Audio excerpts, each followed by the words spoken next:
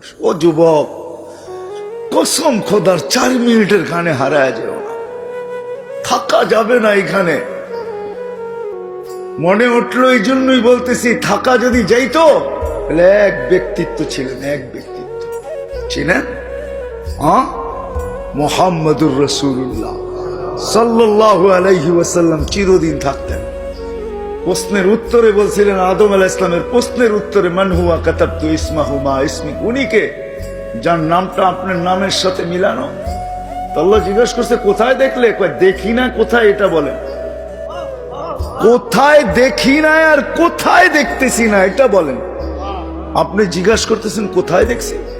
আরশ থেকে দেখা শুরু করছি, এখন তো জান্নাতের প্রত্যেকটা বস্তুতে ওই কলেমা লেখা, পাতায় লেখা, ফুলে লেখা, ফলে লেখা, ফেরেশতাদের কপালে লেখা, প্রত্যেক জিনিসেই কলেমা খচিত। পাগল বানায় ফেলছে। এটা কে?